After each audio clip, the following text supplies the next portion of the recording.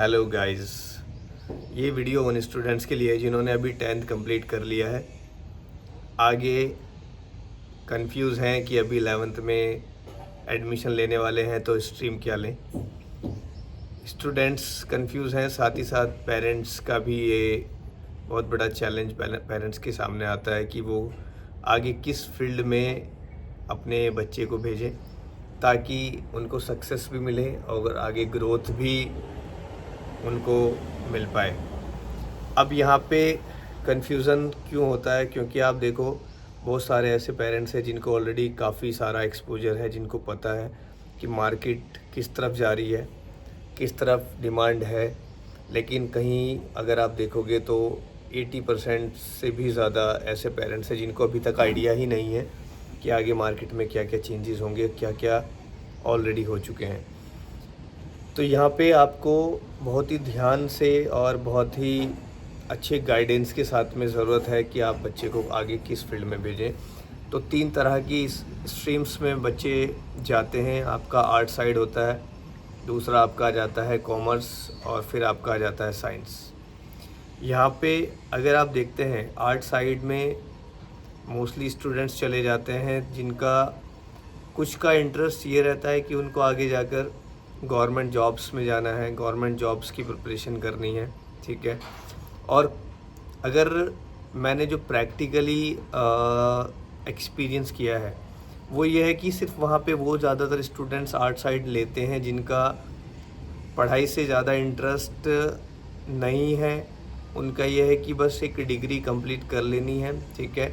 उसके अंदर आपको सिर्फ 10% से भी कम वो लोग मिलेंगे जिनका एक टारगेट होता है कि उनको गवर्नमेंट जॉब्स में जाना है, ठीक है। मोस्टली वो लोग होते हैं जिनको सिर्फ कि मुझे सिर्फ एक डिग्री कर लेनी है, ठीक है, आगे फ्यूचर में उसका यूज़ हो सकता है, तो वो आर्ट साइड ले लेते हैं। फिर दूसरा आ जाता है आपका यहाँ पर साइंस। अब साइंस में आपके पास में 2 हैं, एक आपका आता है मेडिकल और दूसरा आपके पास में आ जाता है ऑप्शन इंजीनियरिंग। अब यहाँ पे आप देखो तो दोनों में आपको बड़े ध्यान से सोचने की ज़रूरत है। सबसे पहली चीज़, अगर आप इंजीनियरिंग के लिए सोच रहे हैं तो ये मैं पेरेंट्स से भी और उन स्टूडेंट से भी कहना चाहूँगा कि अगर आप इंजीनियरिंग के लिए सोच रहे हैं तो यहाँ पे आपको सबसे पहले ये जानना पड़ेगा इंजीनियरिंग के अभी मार्केट में डिमांड कितनी है और उसके अंदर अभी आपको कितनी ग्रोथ आगे चलकर मिल सकती है और कितना आपको वहाँ पे चैलेंजेस फेस करना पड़ सकता है। पहली चीज़, इंजीनियरिंग में हर साल 15 लाख से भी ज़्यादा इंजीनियर इंडिया में बन जाते हैं, ठीक है।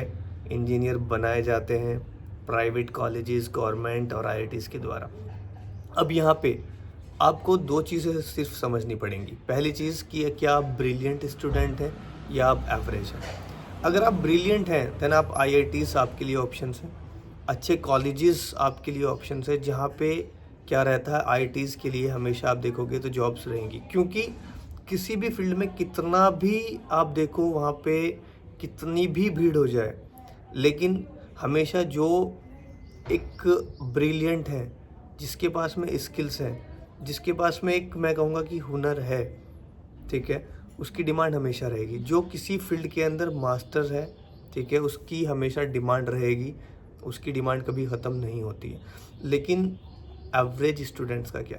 अब क्या होता है, 10th के बाद में हर एक पेरेंट्स को लगता है और उस स्टूडेंट को भी लगता है कि मैं ब्रिलियंट हूँ, मैं तो कर सकता हूँ। पेरेंट्स को भी लगता है कि हमारे बेटे के 70% नंबर आ गए हैं, 80% लेके आया है मार्क्स, तो एक ब्रिलियंट स्टूडेंट है। बट ऐसा नहीं है। यू हैव टू अंडरस्टैंड कि बच्चा का हार्ड वर्क की तरफ ध्यान है, हार्ड वर्किंग है या जस्ट एवरेज है, कितने टाइम उसका हार्ड वर्क के अपनी स्टडी के ऊपर फोकस रहता है। तो अगर आपको लग रहा है आपका स्टूडेंट एवरेज है, और हालांकि ये चीज़ सभी पेरेंट्स को पता होती है प्रैक्टिकली, तो अगर आपको लगता है कि आपका जो बेटा, आपकी जो बेटी, आपके जो बच्चे हैं वो अगर एवरेज हैं, इंजीनियरिंग के अंदर आप देखोगे उनको बहुत चैलेंजेस फेस करना पड़ेगा, क्योंकि एआई का जो इम्पैक्ट है वो इंजीनियरिंग के ऊपर सबसे ज़्यादा रहेगा। उसमें जितनी भी बेसिक्स जॉब होती हैं, उन जॉब्स के ऊपर कोडिंग, प्रोग्रामिंग्स जितने भी आ जाते हैं आपके, वहाँ पे अगर आप देखोगे तो अभी एंट्री लेवल पे बहुत ज़्यादा स्ट्रगल है। इवन बहुत सारे इंजीनियर्स अपनी खुद के फील्ड में जॉब्स ना होने की वजह से अदर फील्ड में उनको जाना पड़ता है, चाहे फिर वो सेल्स हो जहाँ पे आपको एंट्री ईजिली मिल जाती है, ठीक है, उस फील्ड में वो चले जाते हैं। Now coming to the brilliant one, जो स्टूडेंट ब्रिलियंट है 90% से ऊपर मार्क्स लेके आ रहे हैं, हार्ड वर्किंग है, उनका नेचर ही हार्ड वर्किंग का है, उन लोगों के लिए मैं कहूँगा उनको अगर IITs वो क्लियर कर सकते हैं, अच्छे टॉप कॉलेजेस वो अगर कर सकते हैं तो उनको चाहिए वो मैथ ले सकते हैं, इंजीनियरिंग ले सकते हैं, क्योंकि इंजीनियरिंग में भी हमेशा अगर कोई, जैसे कि मैंने बोला, अगर आपके पास स्किल्स हैं, AI स्किल्स भी आप साथ में लेके चल रहे हैं और आप किसी चीज़ में बहुत अच्छे मास्टर हैं, तो आपके लिए डिमांड कभी ख़त्म नहीं होगी, इवन आपको और ज़्यादा ग्रोथ मिलेगी। अब आ जाता है यहाँ पे बायोलॉजी किन लोगों को करना चाहिए। तो बायोलॉजी के लिए आपके पास में यहाँ पे भी 2 ही ऑप्शंस मैं आपको बोलूँगा। एक कि आपके पास इन्वेस्टमेंट के लिए कोई भी बैरियर नहीं है, इन्वेस्टमेंट के लिए कोई आपको प्रॉब्लम नहीं है, आप 50-60 लाख रुपये ईज़िली लगा सकते हो, तब आप मेडिकल फील्ड के लिए बहुत सही रहेगा आपके लिए, और अगर आपका इंटरेस्ट भी है। दूसरी चीज़, अगर आप ब्रिलियंट हो, यहाँ पे अगर आपके पास में इन्वेस्टमेंट उतना नहीं है, आप नहीं लगा सकते हो, आप एक एवरेज मिडिल क्लास फैमिली से हो, तब मैं आपको बोलूँगा कि आप मेडिकल फील्ड में भी जा सकते हो वहाँ पे, लेकिन आपको नीट एक बैरियर रहता है जिसमें आपका 720 मार्क्स का एग्ज़ाम होता है, जहाँ पे 650 से भी प्लस मार्क्स अगर आप लेकर आते हो। प्रैक्टिकली बहुत हार्ड होता है, बट जस्ट टू से कि बहुत मैं कर सकता हूँ कहना आसान हो जाता है, लेकिन यहाँ पे भी आपको खुद से पता होता है कि आप कितना कर सकते हो, कितना आपके अंदर पोटेंशियल है। यहाँ पे पेरेंट्स को यहाँ पे भी समझना होता है कि आपका जो बच्चा है वो कितना हार्ड वर्किंग है। अगर आपको लगता है कि आपका जो बच्चा है वो हार्ड वर्किंग है और वो पोटेंशियल है उसके अंदर, उसने पहले भी करके दिखाया है, ठीक है, तब आप क्या कर सकते हो, उसको मेडिकल फील्ड में भेज सकते हो अगर आपके पास में इन्वेस्टमेंट का भी प्लान कम है। बट यहाँ पे मैंने फिर से वही चीज़ बोलूँगा, अगर आपका इन्वेस्टमेंट बहुत अच्छा लगा सकते हो, आप 50-60 लाख रुपए तक का आप लेके चल सकते हो, तो मेडिकल बेस्ट ऑप्शन होता है, क्योंकि इंडिया में अगर आप देखोगे 2 मिलियन से भी ज़्यादा डॉक्टर्स की डिमांड अभी भी है, ठीक है।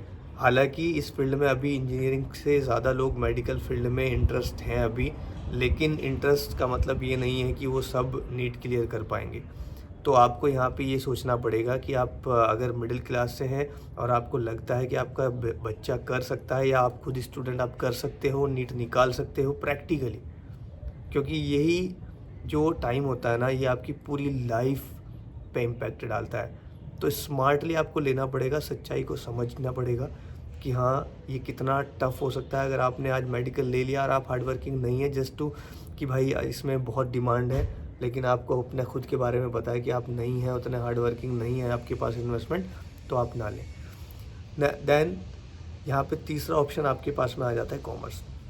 तो मैं कॉमर्स को एक सेफेस्ट ऑप्शन बोलूँगा, इवन मैं एक इसको बेस्ट ऑप्शन भी मानता हूँ, क्योंकि कॉमर्स के अंदर सबसे पहली चीज़, आपके पास में कोई बैरियर नहीं होता है। बीकॉम के लिए आपको कोई एग्ज़ाम नहीं देना होता है, ठीक है।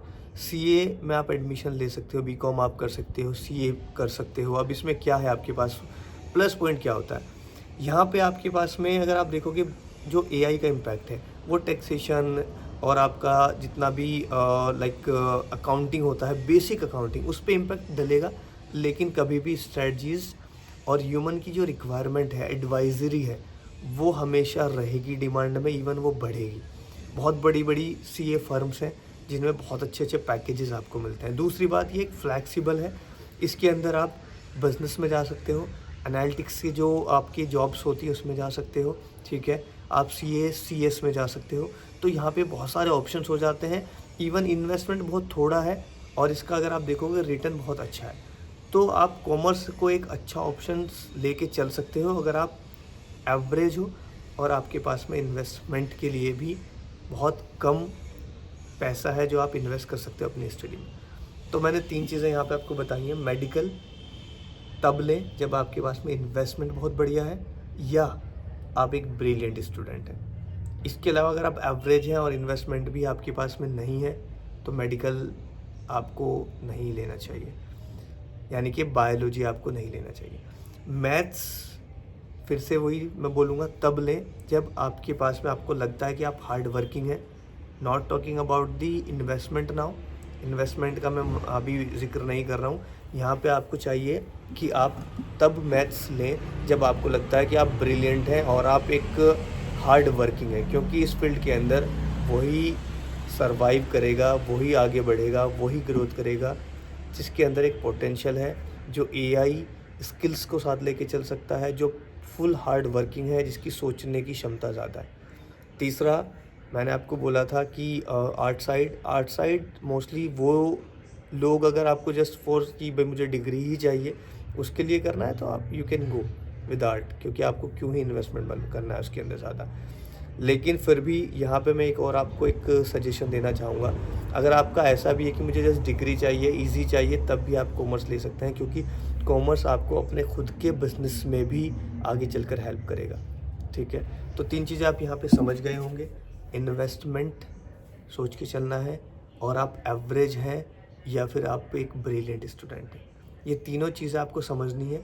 इसके अलावा आप कमेंट्स में डाल सकते हैं कि आपका क्या अभी particularly at this point of time, अभी के टाइम पे आपकी क्या सिचुएशन है, क्या आपका इन्वेस्टमेंट का अभी आपके पास में है, क्या आपके पास में अभी आप हार्ड वर्किंग कितने हैं। उस बेसिस पे अगर आपको चाहिए कि हम आपको काउंसलिंग दें और आपको एक हम अच्छा गाइडेंस दें, तो आप यहाँ पे अपना नंबर, व्हाट्सएप नंबर, या फिर आप साथ में वहाँ पे अपना कमेंट्स में पूरा प्रॉपर डाल सकते हैं, और हम आपको वहाँ पे डेफिनेटली रिवर्ट करेंगे और एक आपको अच्छा गाइडेंस देंगे। बट ये पूरी लाइफ आपकी इम्पैक्ट करता है। ये स्ट्रीम्स आप 11th में जो लेते हो, पूरा करियर आपका इसके ऊपर टिका रहता है। ठीक है, तो आप इसको बड़े ध्यान से, बड़े गाइडेंस के साथ में लें। तो मैं सभी पेरेंट्स और स्टूडेंट से यही निवेदन करूँगा कि आप स्ट्रीम लेने से पहले एक अच्छी गाइडेंस लें। Thank you.